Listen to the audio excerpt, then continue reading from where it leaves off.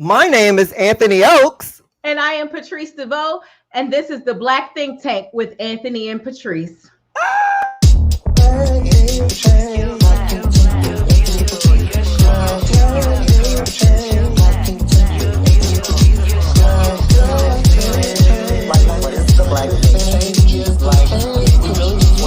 Create a space where we could, discuss Black content creators and providers and consumers of Black content.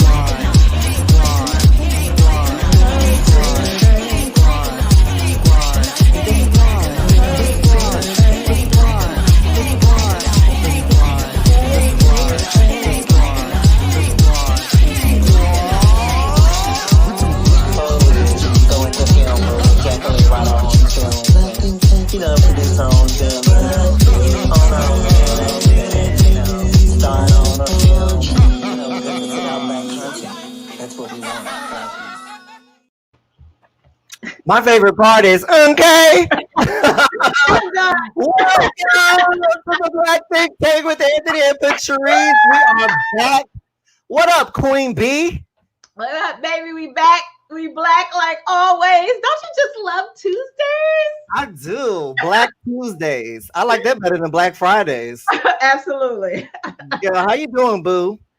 I'm doing well, all things considered. I'm getting canceled left and right, but not for anything that I'm saying on Twitter, but just because, the governor has sent us back to phase 1. So shows are getting canceled, but ultimately we're going to put people over profit. So I feel like it's back to the future. Like we keep things open up and then they close down and then they open up again and then you get comfortable and then you got to go back into your cave. Yeah. It's like, it's the back and forth for me. If we can just sit down for a good month where they just pay us and what I'm saying, just everybody sit down. I feel like we could do something. Mm-hmm. We have an amazing show today, y'all. I'm so excited. I know. We're talking about blacks in the military, black soldiers, blowjers. That's what we're gonna call them, blowjers. And we're just coming off of Veterans Day, so I think that it is so appropriate for us to be talking about this now. And I know that the majority of people that are on the show today, including myself, the squad, our special guests, are all veterans. So I'm really excited to start talking about some of these tough conversations and tough questions about what it's like to be black in the military. Now I did mention to our guest earlier that I was a soldier in the Army of the Lord, and she specifically told me that did not qualify me as a veteran. So just all of you who are thinking, all y'all church folks out there, you know what I'm saying? It does not qualify you, even though you're fighting the good fight. Hey. Hello, salty earth. All right. Chondo, where our squad at? Where is the squad? Squad? Tracie Haywood. Yeah, Haywood Turnipseed. Our favorite representation of Black love on the Black Think Tank. How y'all feeling? We're good. Recently we just had our 13-year anniversary. They sure did. Yeah. 13 years, okay. Wood has one more year under his belt. He signed up for one more year on his contract. Renew it. You go renew it. 6 months. Like marriage should have to be renewed like a driver's license. Like you should go back in and take a test every so. You know what I mean? Like. Yo, and my driver's license over here is suspended. So that, I don't know if that should be a thing because I ain't even got one. Yo, that's crazy. We of course here at Black Think Tank. Patrice, tell them about donations because that's a thing. I understand that times are hard. However, your support means so much to us. You don't understand how much it means. We don't misappropriate the funds, okay? As you can see, we are upgrading every opportunity that we get. So with that being said, this is a donation-based show, meaning we need you.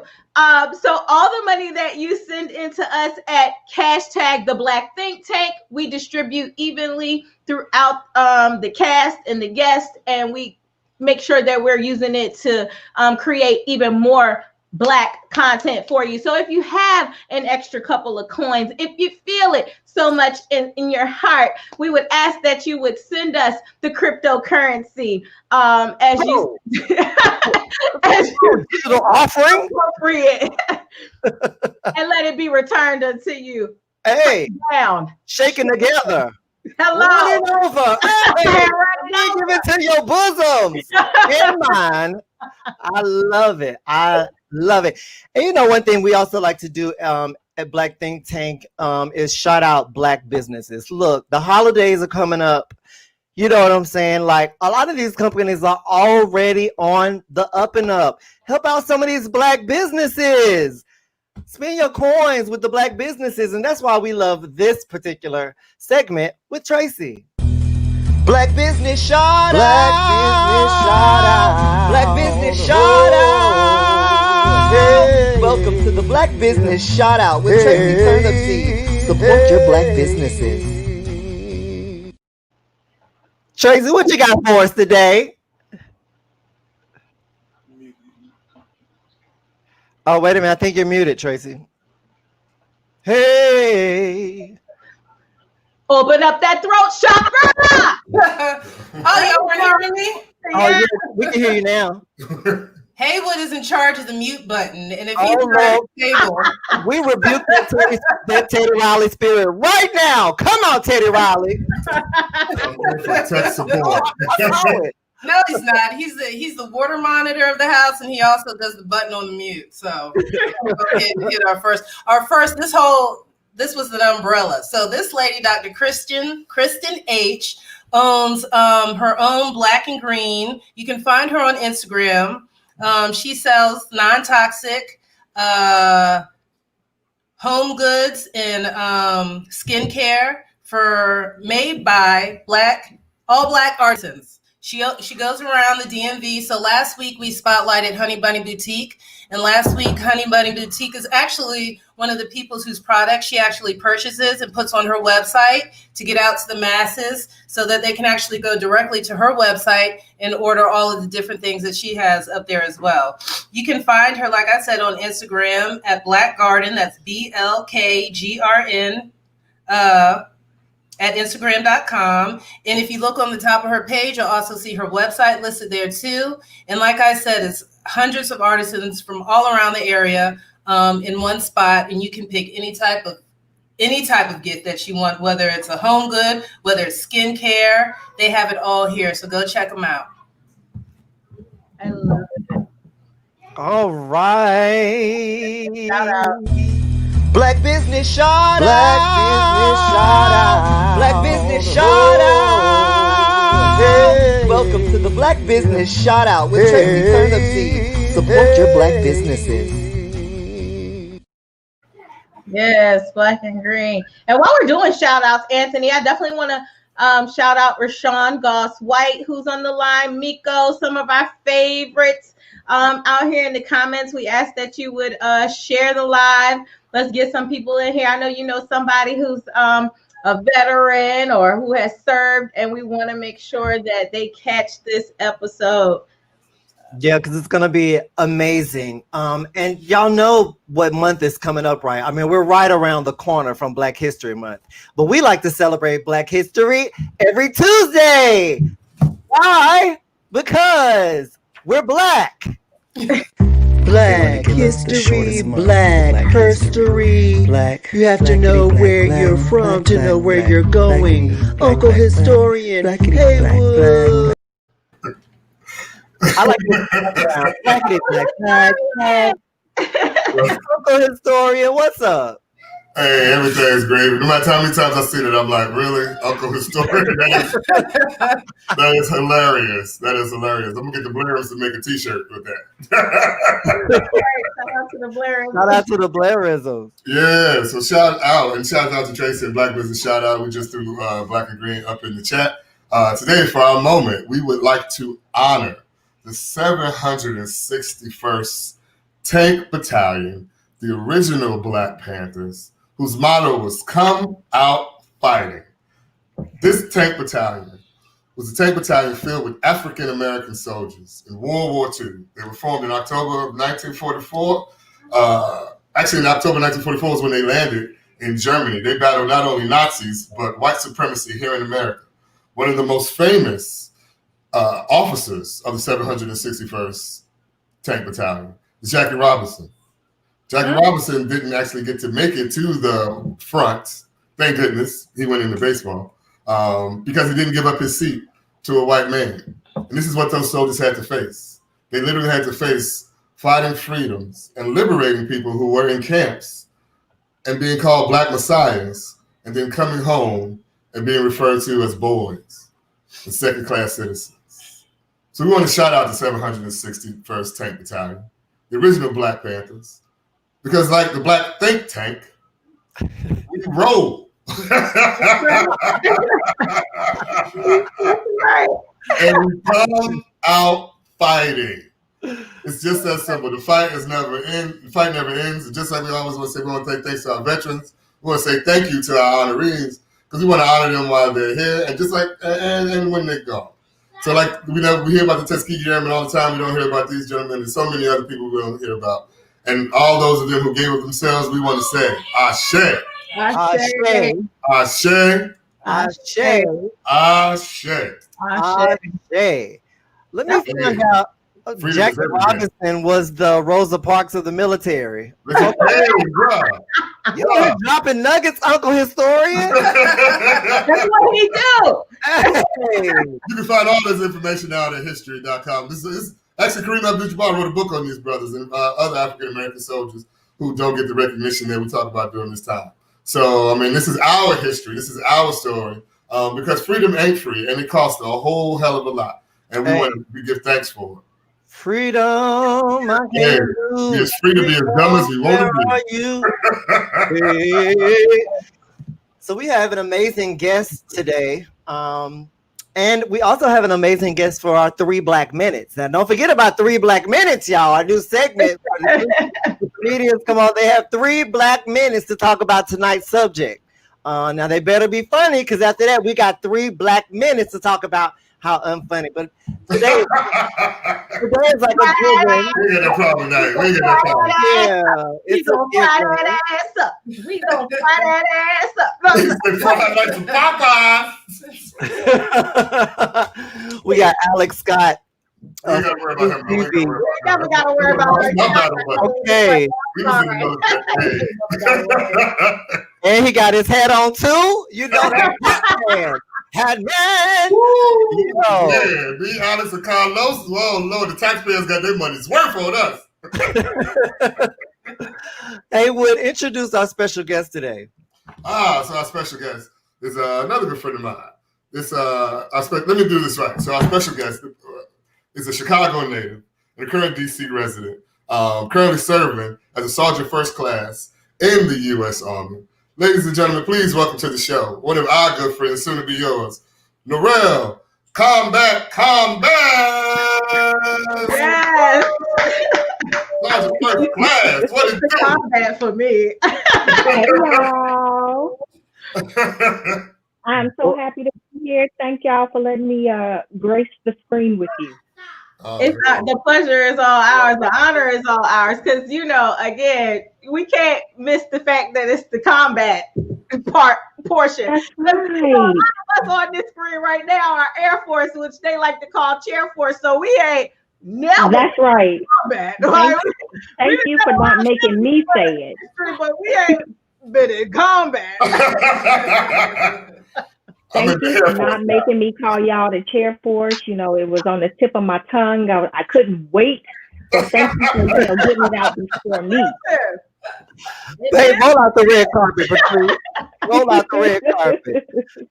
Yeah, so today we're talking about Blacks in the military. We've heard stories about how tough it is it's tough for Black people. Just the only place it ain't tough for Black people is in space. Literally. And I hang out there because space is black and Black Lives Matter there. But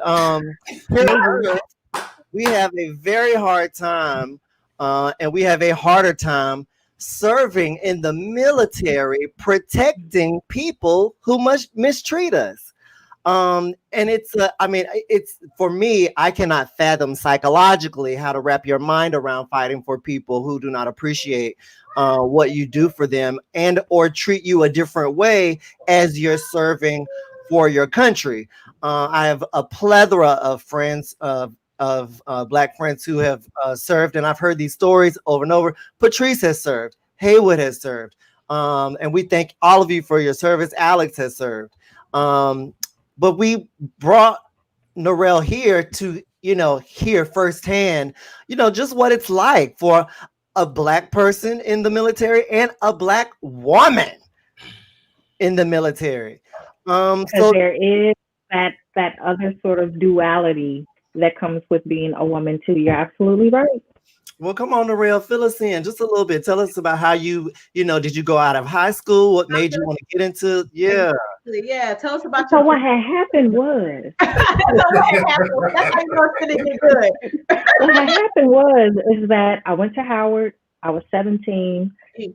Came from HU, and I did 2 years at Howard. I didn't say that they were 2 good years academically, but I did 2 years. And rolling into my 3rd year, I ran out of money. My parents are working class people, period. That full stop. They are working class people. So they didn't have it like that to necessarily go into debt for the rest of my education for the last 2 years. And I didn't want them to go into debt. I didn't want that to be their burden. And so my best friend at the time, she was in Howard's ROTC program. And I had literally like 5 days to get out the dorm. And she was like, I know what you can do.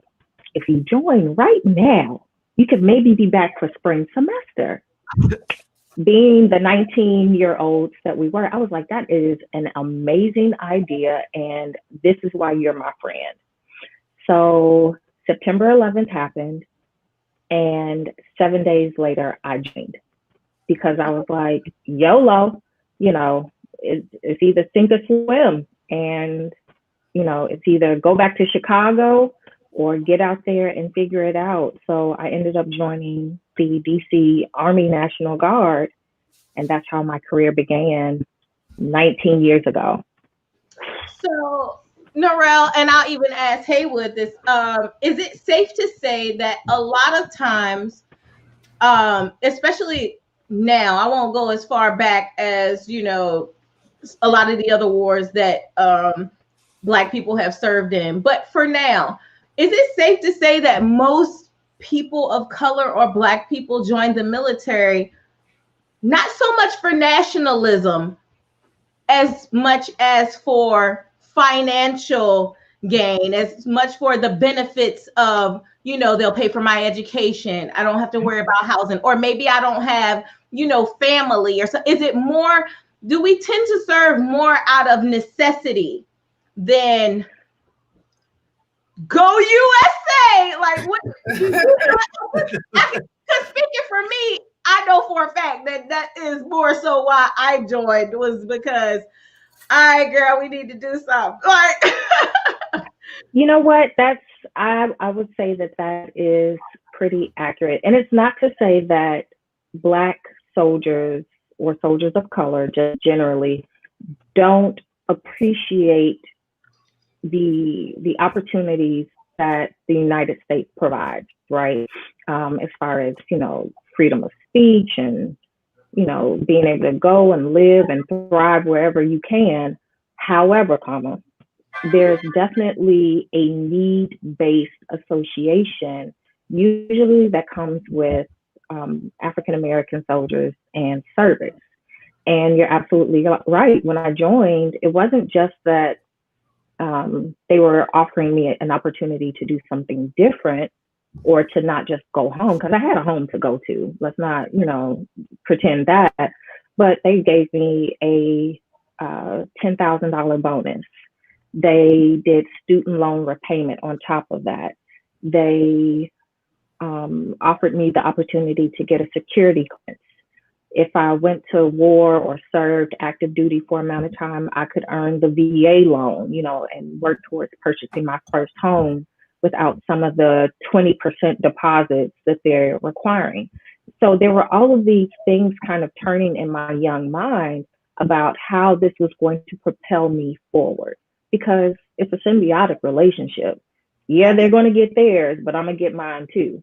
Absolutely. Y'all see the grand piano in the back. Sitting on this, girl, this good equity in this DC row house. As we look at you in your crib.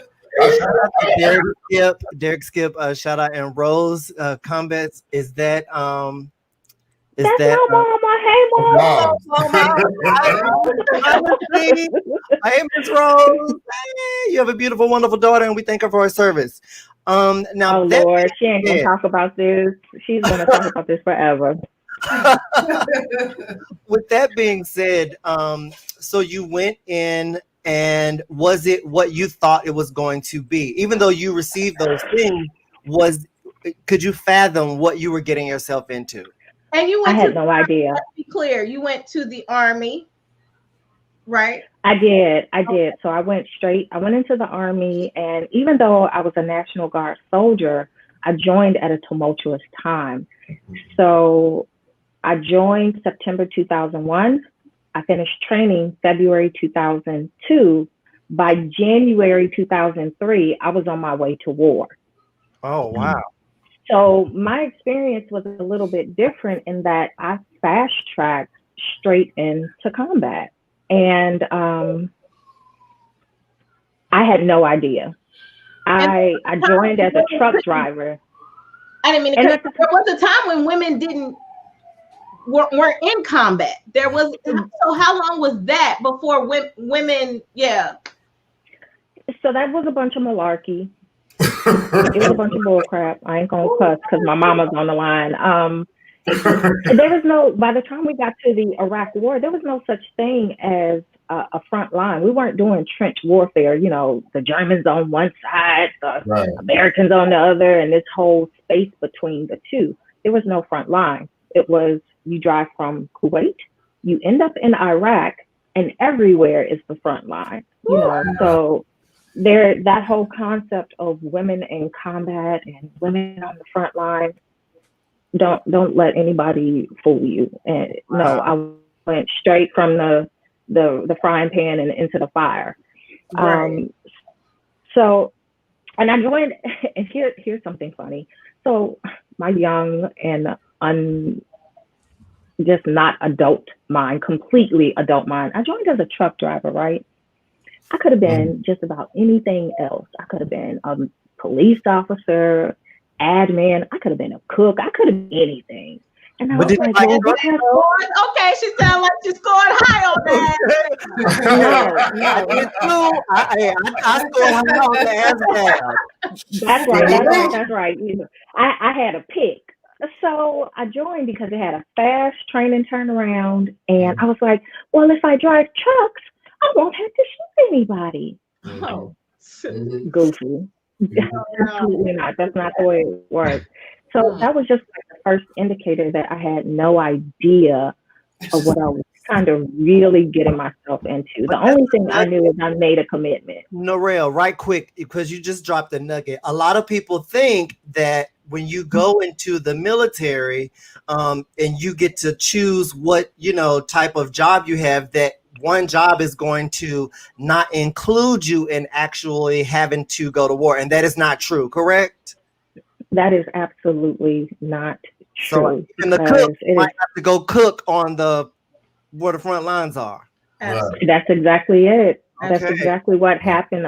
We had cooks, and the cooks went right on into Iraq with us. And it ain't just MREs, baby. No, they ain't just shipping you with MREs. They send some people too.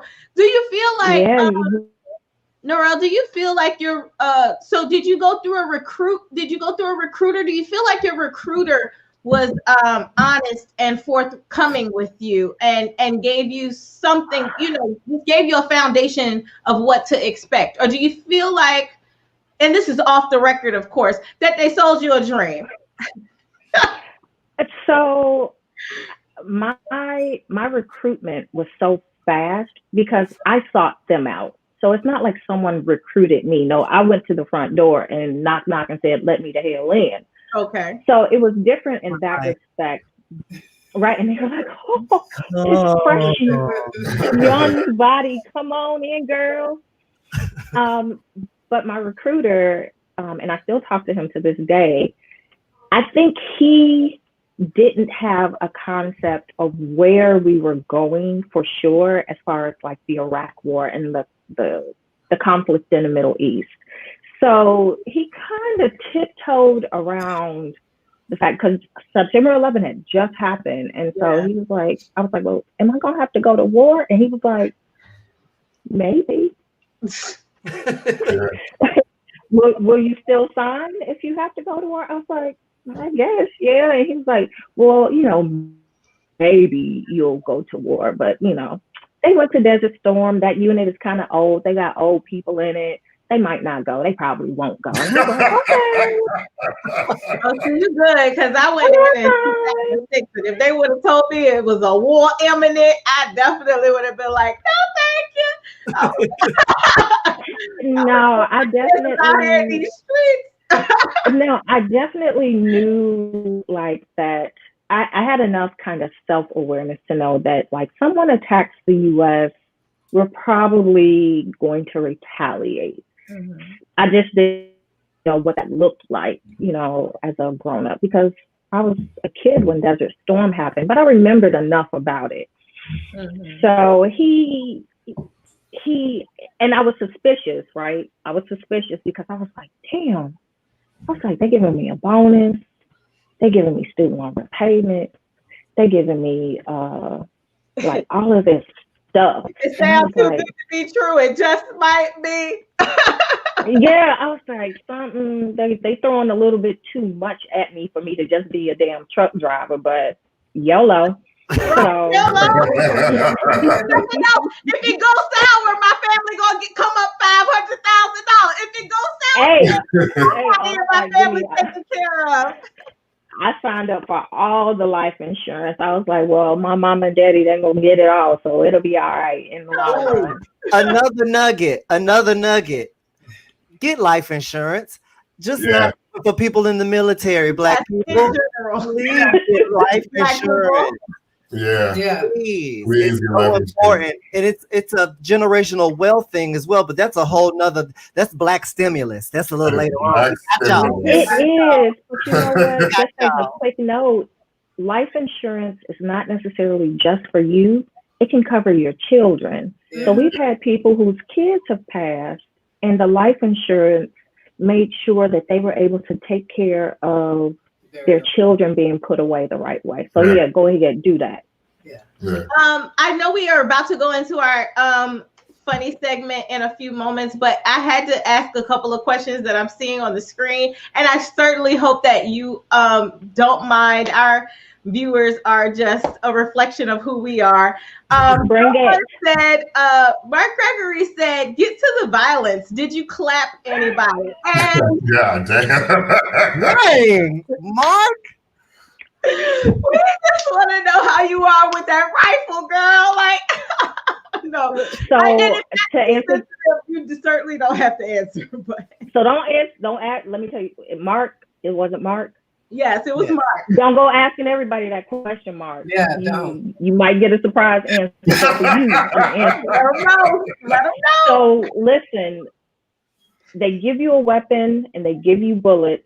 And during that particular time frame, if something goes boom, you go pew pew back. Right. Period. Pew pew So life. that's the answer. I kind of feel like, and it's definitely, I kind of feel like like post-traumatic for you, just to have to really think back and kind of answer something like that. I mean, whether or not you had to or not, I'm sure you saw more than most of us, like even in my neighborhood, will ever see. So. Yeah, it's a question. I tell people once they ask the question, just because again you never know who you're going to run into and what their experiences were really like. I have PTSD. I'm not afraid to tell anybody I have PTSD because of some of my experiences from OIF1. But when people usually ask me that question, before I answer, I say, well, what color underwear are you wearing today? Exactly. Very personal question. And did you have a bowel movement? Those very personal questions. Exactly. And I remind them that that's what it's like. And then, I mean, and it is still people. I mean, I think we forget about that in the long run. They have a cause that they're fighting against. And knowing my America, they may have a point thrown in there somewhere. But it's not for you to decide that. It's for you to go into a job as it is for them to protect their homeland. So, I mean, I just don't want people to forget that people are people all involved in fighting for, you know, to protect their family and their country. And the other side of that, at least for me, is that I worked in mortuary affairs. So if you're not familiar, everyone in the military who passes away and who we have to bring back to American soil comes through Dover Air Force Base in Dover, Delaware. And that in itself is an experience. It may not be frontline combat, but you have to go through these people's personal effects. You have to read the letter that they did not get to send off. You have to get them dressed and appropriate for their families. Sometimes you have people who are actually coming in pieces, and you have, so it's not something that you should just be like, so tell me about the, because asking somebody about prison. Both sides of it, it can be very traumatic. Y'all, this ain't Call of Duty. It's I can promise you. And if you're just tuning in, again, thank you for tuning in. Oh, go ahead, Norrelle. What were you saying? And I was going to say that, but also behind that, when I talk about that experience, I talk about one of the soldiers that my unit lost in OIF1 in 2003, Specialist Daryl T. Dent. We are a very close and tight-knit unit, especially in the National Guard, and he lost his life. He was 21 years old. He had just turned 21 in the desert. And so when you're asking people about, the shooting, you're also asking people to remember the losses that they suffered.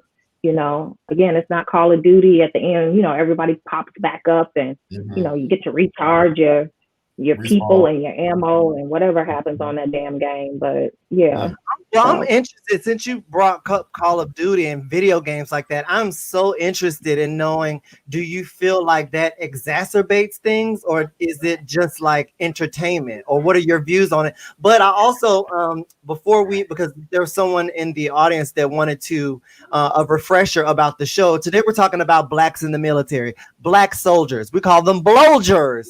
I don't know.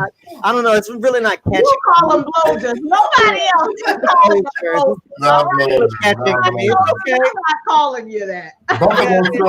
Buffalo soldier. Red Hot Rasta. We're talking about blacks in the military, and that's what we're talking about. So we also have should we go ahead and do our segment, Patrice, or should we? I think this would be a great time for us to do 3 Black minutes. Let's do 3 Black minutes. If our guest is ready. I think our guest is ready and backstage. I see that hat. Hat man. Oh, hat man. Hey, 3 Black minutes. 3 Black minutes. Welcome to 3 Black Minutes, where comedians from all over have 3 Black minutes to talk about tonight's subjects. Comedians have 3 Black minutes to be funny, or we have 3 Black minutes to roast them. It could be longer, it could be shorter. It's 3 Black minutes. Black time matters. Welcome,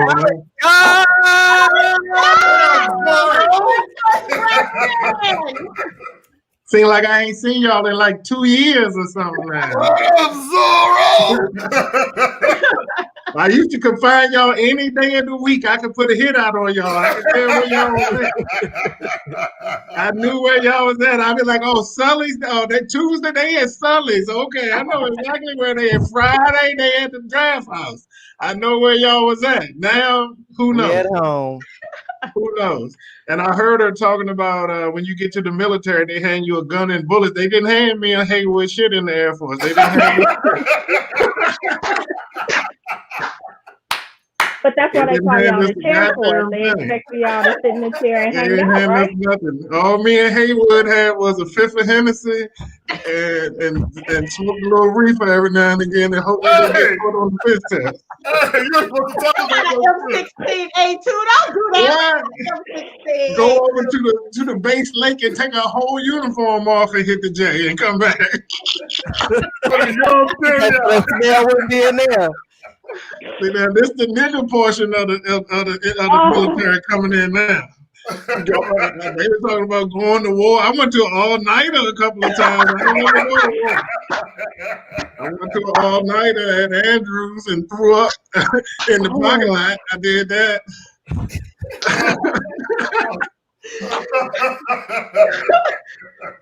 I got my license suspended and couldn't drive on base. I had to park at the Holiday Inn and walk on base. I had to do that a couple of times. Yeah. Did you stop at the McDonald's first to get your every day? Only when I was late. You know, when niggas is late, they stop and get a sausage biscuit. That's what we do. You see somebody black at McDonald's in the morning, they already late. They already late. They get the sausage biscuit. It's over.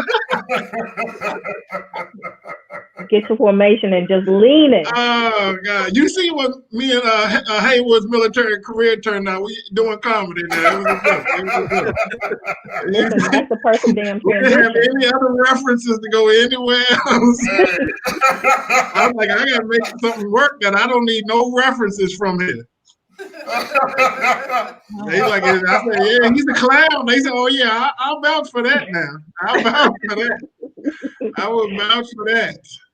I went to the Air Force because I went to the recruiter. I said, who ain't gonna go nowhere near the fight? That's who I want to talk to. I said, I don't want to go no. And they said, like, if they fighting in the Middle East and you in the Air Force, you might go to Germany. I said, send me with them. I want to go to Germany. Send me to Germany. And watch it on the screen first. Ramstein. Hey, they used to be mad with the Air Force because they used to come back from the Middle East like the Air Force got they got air conditioning in their tents and ping pong tables. Services. Shout out to services. Hey.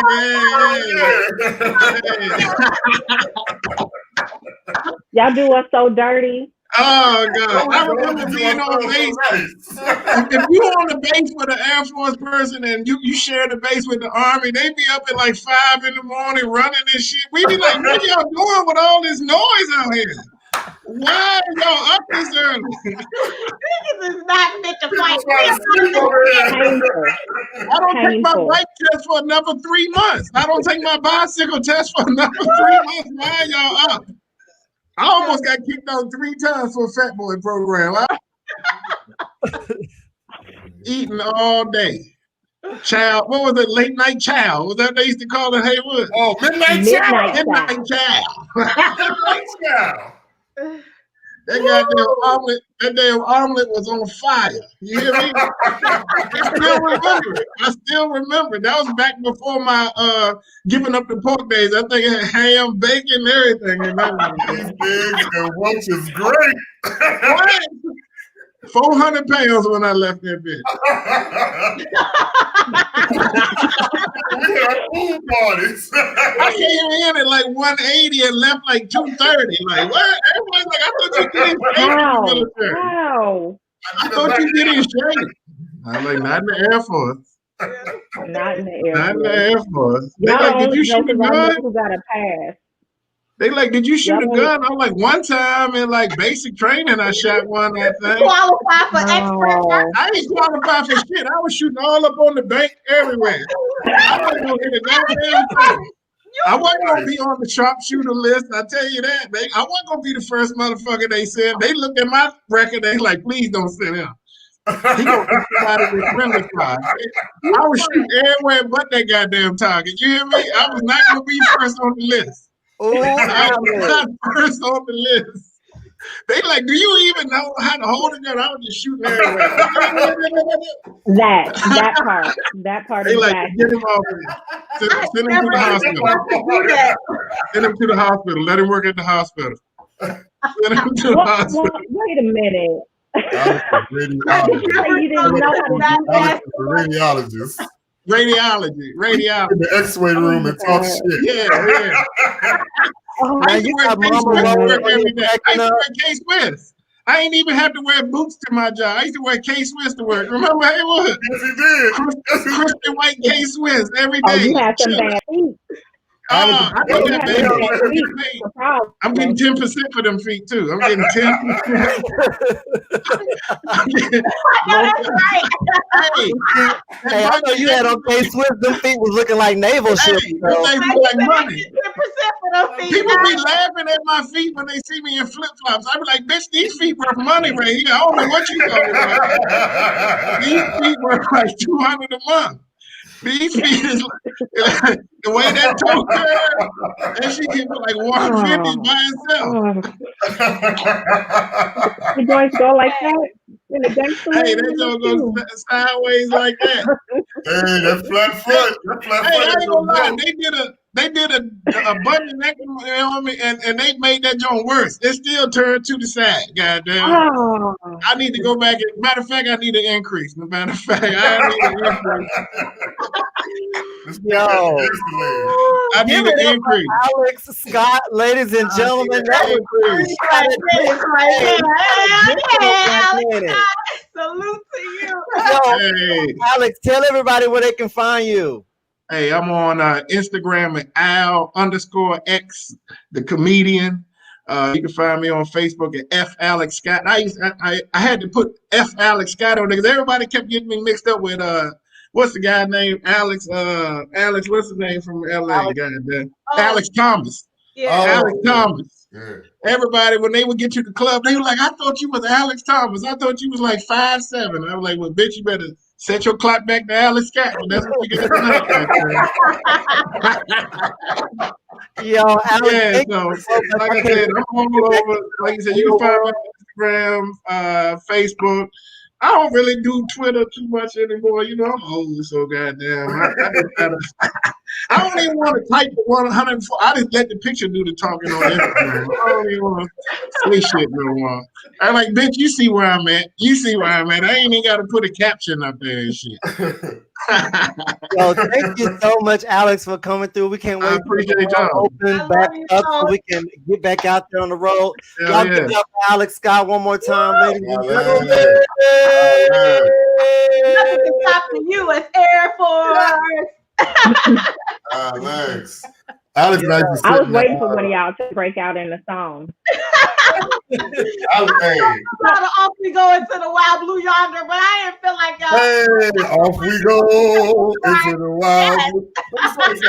No, y'all not going no damn where. Let me tell you just a ever so quick story. Hurricane Katrina.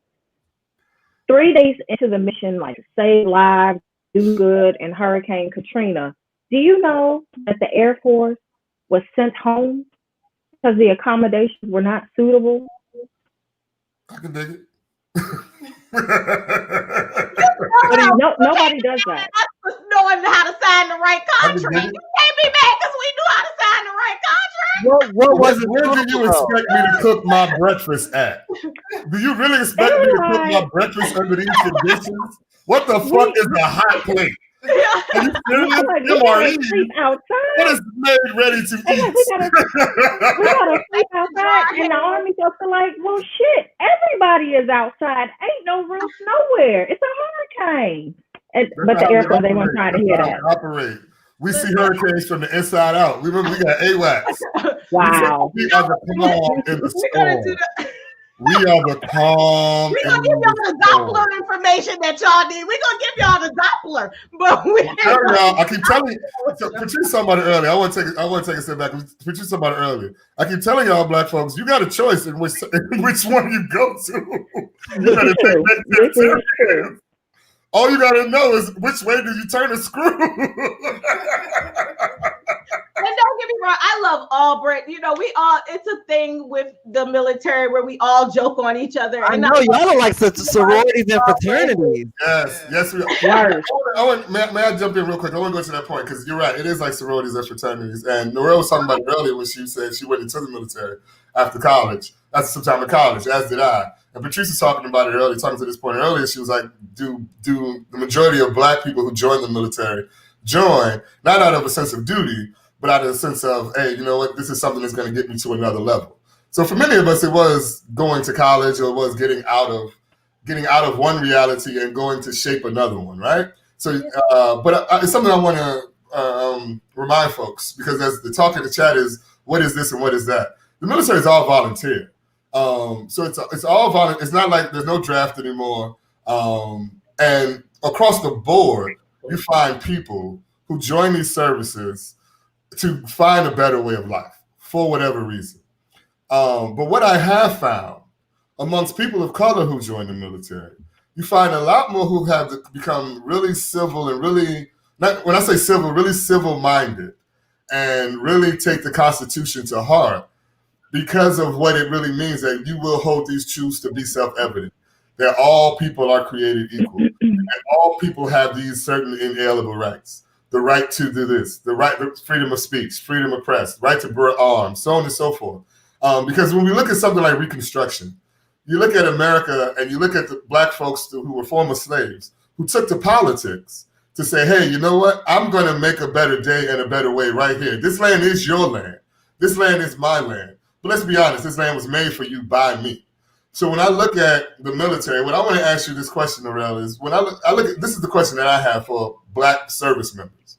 Because as a service member, the duality that we live with, we literally hold up the people's rights to freedom of speech to say your life doesn't matter. So when someone like yourself who says Black Lives Matter, and then you hear, and then you see what the reaction to Colin Kaepernick taking a knee.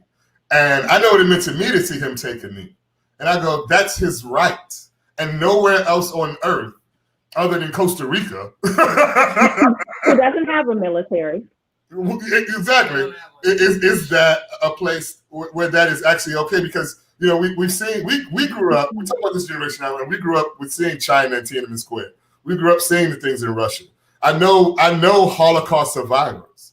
I know sharecroppers. So I know people who say, you had whatever, what are you going to do about it?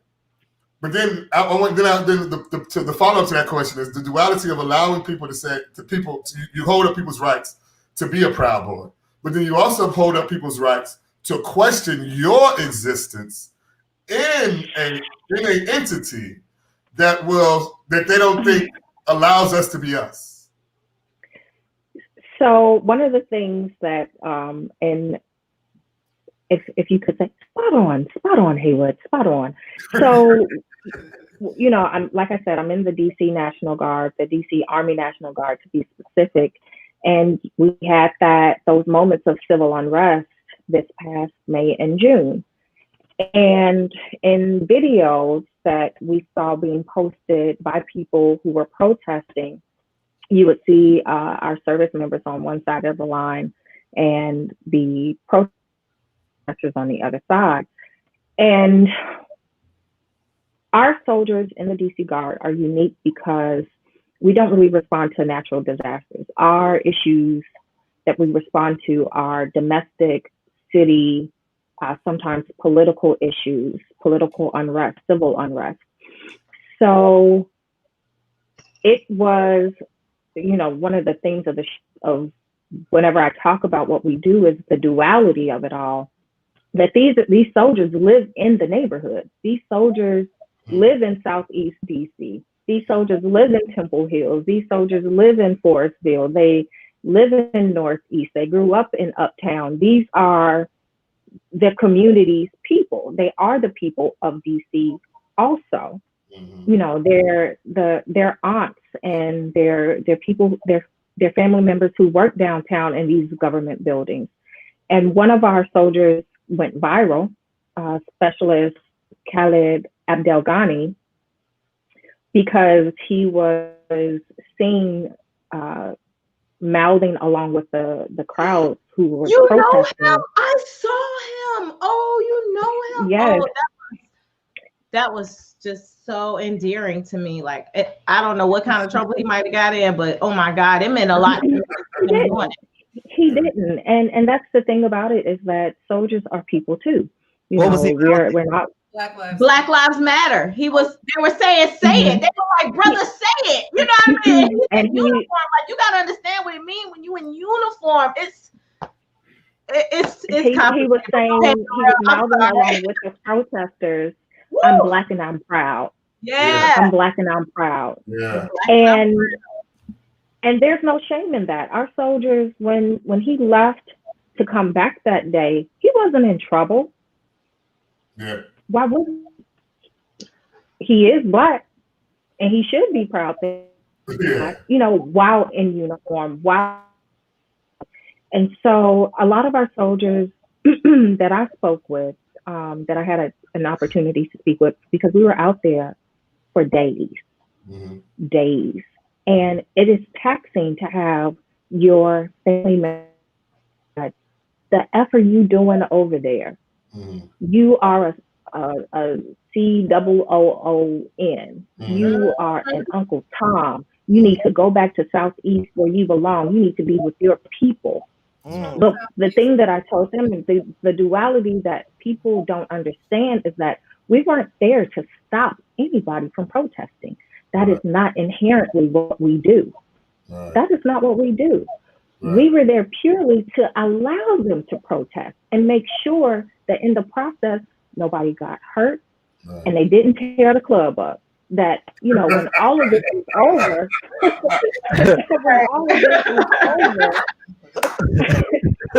you know, your cousin that was, you know, talking so poorly about you, that his mama had some place to go back to work to in the following weeks, you know, if they were going back to work in theory, barring COVID. So to see my soldiers, and not just my soldiers, but the soldiers of my peers and counterparts, having to comfort them because they were so conflicted. They were so conflicted about it. Was the first time a lot of them had seen any sort of conflict.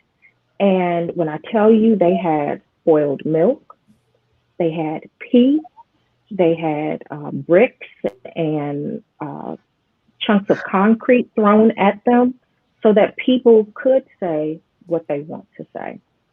You know, so when you see the DC National Guard out on the street, know that we are not there to stop anything except for violence and total destruction. Absolutely. And I remember we were out there protesting, Kevin and myself, and it was a very peaceful protest. Even with the police out there, I didn't feel threatened or anything until I saw the military trucks roll up. That's daunting. Like, it can be very daunting. Yeah. For me personally, you know, it just like so much just ran through my mind. Like, okay, well, we're out here being peaceful. Like, what is it? Why are these people like? I mean, it was so many soldiers. Like, I literally was like, and I joke about this, but it's actually the truth. This girl, there was a white girl out there. She was like, "Oh, y'all don't have to go anywhere," because people were visibly, you know, kind of like fascism. Fascism is scary. It looks like that's what it looks like, regardless of what it was. It looks like it. We don't. You know what I'm saying? Like it looks like fascism. And I tell people, like I say, it looks crazy. And I guess, you know, like a show of force. It's a show of force. Yeah, that's exactly what it is. It is. And then my Black self was like, okay, child, time to go. You did your little protest. You got it in. Got it in. Congratulations, got your little sign and everything. Your protest stuff away. Okay. It was cute, y'all. Blah. But nevertheless. So I want to tell people that, you know. Oh, sorry. I was going to ask. Patrice, I can wait until after your thought. I'm going to ask you something, but I can wait until after your thought. Please go ahead. I just wanted to say the same way that the only difference between what the presence that we had those days, it really wasn't any different than when people see us out for the 4th of July. DC National Guard supports all kinds of events. And so we every year support the 4th of July mission, and we bring those same trucks with those same soldiers. And everybody is all, oh, it's so nice. They're escorting us, and they're, they got us kissing babies, and, change that tone a little bit. yeah, but it's the same concept, but it's the surroundings, it's the events going on around us that really what makes it look crazy. It's from, the frame. It's the frame. The outside. It's the frame. And I was going to ask the news, because the news isn't always, I mean, from what you're hearing to what you're seeing is a whole different story. I think unless you're actually down there, you don't really understand what's going on. So if you're at home watching something and the news is reporting one thing, and then you text your family member who's actually there and telling them, be careful, the military is here for this, then of course it's going to start to spread some kind of fear or reason to think that they're not there for the support that you say you guys are there for, which there's a lot of fear mongering that happens. Yeah, that's about two things, because the guard had been mustered for this. You had the guard mustered for what was going on, but then also COVID was happening. So I see the guard being mustered in our area around all these places doing COVID testing in places that testing could not happen, because I do live in Southeastern Ward 8. So it's like they're even the hospitals are overrun. So that being said, this is duality that I see service members living with. It truly goes back to the soul of Black folks, to reality. When you see America, you have this. How do you feel about America as it is, and America as it says it is? A real love-hate relationship. Because the dream is real, but the dream for our ancestors was a nightmare. But at the same time, we embody their wildest dreams. And so my question, Norrelle, was going to be, do you ever feel like, at least at this point, and I know we can never say until we're in a certain position, do you ever feel like there's going to be a place where you are willing to put your humanity or your individual code of ethics and values over your orders?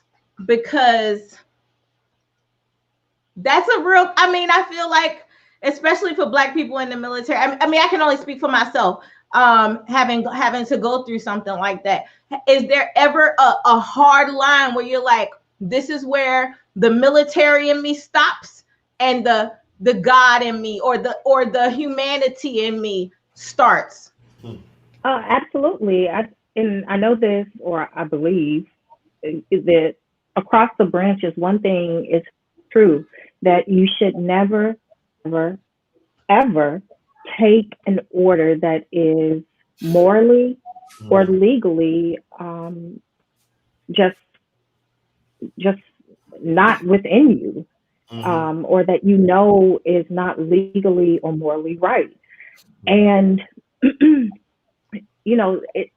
difference is that, especially for the younger soldiers, sometimes that feels blurry, right? Especially if you're not very experienced, or the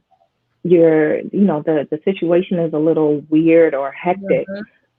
So they're relying on people with experience, people kind of like myself, who have been in 19, 15, 13 years to guide them towards the right moral, legal, ethical answer.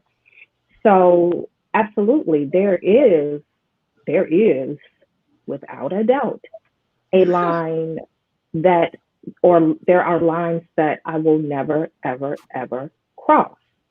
And that if called to a particular moment to make a decision, I will not allow the people who are following me to cross that line either.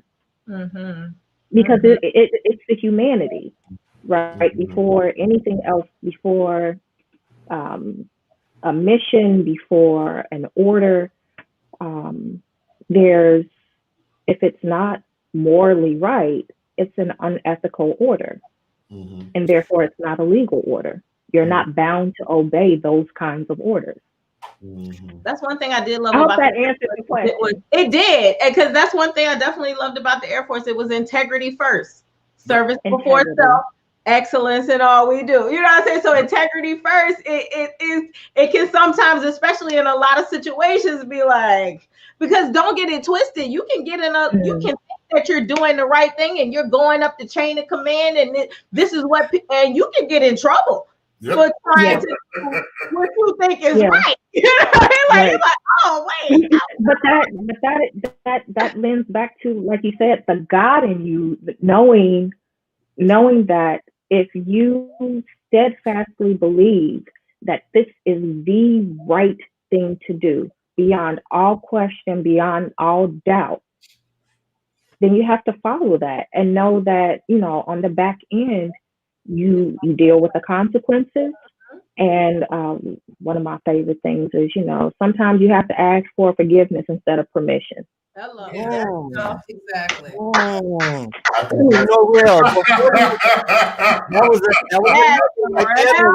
that was a now, before we get out of here, because you know, we're, of course, it's Black time. We not too fast. I know it goes by way too fast, especially when you're having fun and melanin. Now, funny how time flies when we're in love. So, okay, before we get out of here, two things. One, were there specific incidences in your career or things that you have seen that were detrimental to Black soldiers?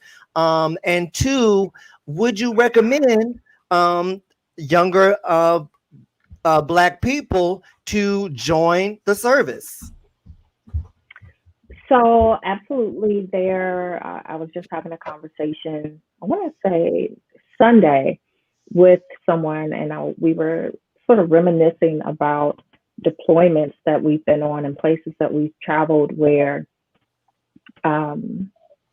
it hurts the psyche, it hurts your feelings, right? Because soldiers have feelings, service members have feelings, and it's a learning experience. It is an experience in the world. You know, sometimes you're coming from places that you may not meet everyone in your neighborhood. You know what I mean? And so when you join the military, you get a little pinch of everything because you come in contact with so many people. But that being said, absolutely, I still recommend the military. And here's why. Don't join the military if you think it's going to make a man or a woman out of you. Don't send your kid to us because you think it's going to make a man or a woman out of them. Absolutely not. If you're not a good person, the military isn't going to make you a good person. But if you are looking to advance yourself economically, if you are looking to advance yourself socially and travel, and if you're about experiences necessary sometimes over things, the things will come, but the military is an amazing place to become very well-rounded. I'm still here. I made it. I'm happy. I'm still Black as, I can't say the F word because my mama is watching, but yeah. No, shout out to Miss Rose. We see you, Miss Rose. Okay, you see her comment. You see she's commenting and everything. So she got that on and she just don't know what to do with herself. So Rose, I mean, I know you just wrapped up, but do you have any final thoughts, final suggestions, affirmations, anything that you want to say to the people, and let them know where they can find you, why they should find you, and all of that information? So I'm right at the DC Army National Guard, right at the DC Armory. On Instagram, the_dopest_Chicagoan. If you ever have questions about the military for yourself, for your kids, whatever, just let me know. You can go so far. Like, don't let someone else's perception dictate your reality. You know, my parents me joining the military, but I was hard-headed and I did what I wanted to do. And in the end, I'm grateful, you know, for it. I'm grateful that, you know, I'm stubborn, and because I think it made me grow up a little bit faster. It made me grow up a little bit faster. It made me a little bit more responsible than some of my counterparts. So listen, it's not a forever thing. If you don't like it, you do your time, you get out and you say, that was cool, but no thanks. So speaking of responsibility, whose responsibility is it to drag that man out the office when he decides he don't want to leave? It's definitely the Marines. I feel like it's Navy SEALs or something. I don't know. No. It's not us. It's definitely, first of all, don't call us. That's not what we do. It's a we call you type of deal. We got to call you. Yeah. Like we'll be there to wait whoever on the parade. Yes. Haywood and Tracy, any we are not hard. So, you know, I don't big up my other business enough. Orange Wellness, I do massage therapy. Please don't come if you're sick. Please don't come if you've been around anyone who's sick. I've been open since July and we've been doing well. Everyone's been staying nice and healthy. I've had a lot of reporters and people who are in DC really coming to see me. So I'm glad this whole election is over. I do specialize in pregnancy, but I do other people as well. So you can always reach me at myorangewellness.com. Also, you can see me over at MJ_herbal_infusions. I have a new CBD oil that's taken sublingually. It's really good for anxiety, pain, all sorts of inflammation and other things that could be bothering your body. Now for the folks in the back, sublingually. That means under the tongue. Under the tongue. Yeah, under the tongue.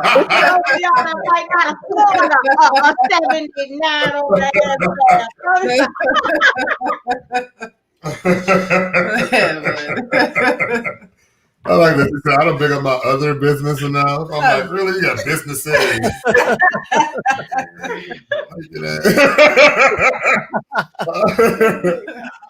Most def. So my final thoughts. To piggyback on what Norrelle was saying about the military in and of itself. I once heard someone say that they think that all of our citizens should probably do a stint in the United States military. That may help us all understand what America really could be. I'm thankful that everyone does not do a stint in the United States military because, as you said, it is not for everyone.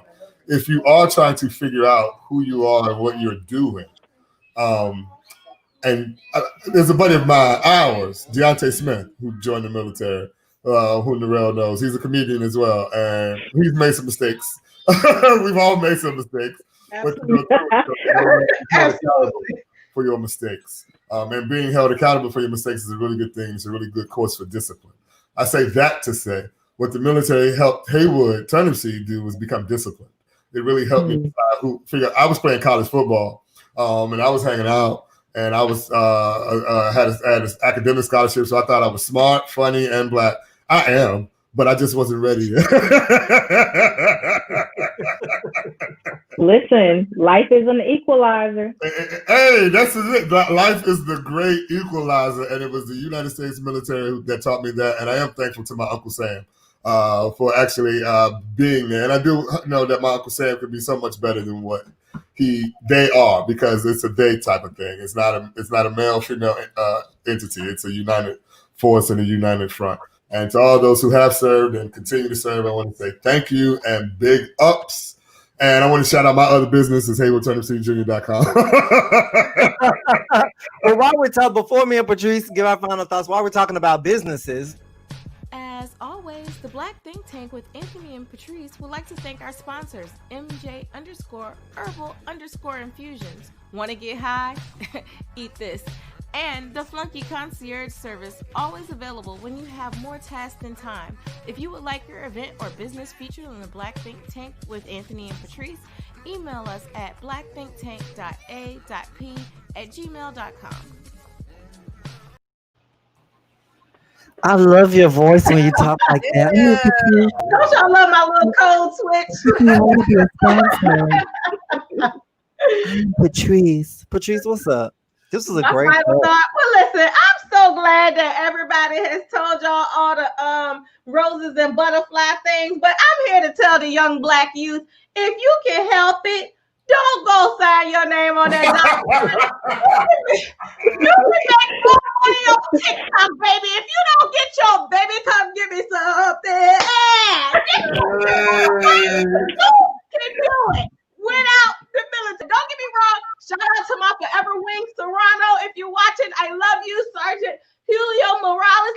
Listen, the Air Force gave me some wonderful experiences. I've seen some beautiful things, met some people that we are lifetime comrades in. However, I feel like when we start talking about, well, what's your plan for the Black person when we're talking to these entities, the commander-in-chief and things like that, when we want to start holding our Black vote hostage, how about we start holding our Black bodies hostage? Because I promise you, these certain parts of these entities will collapse.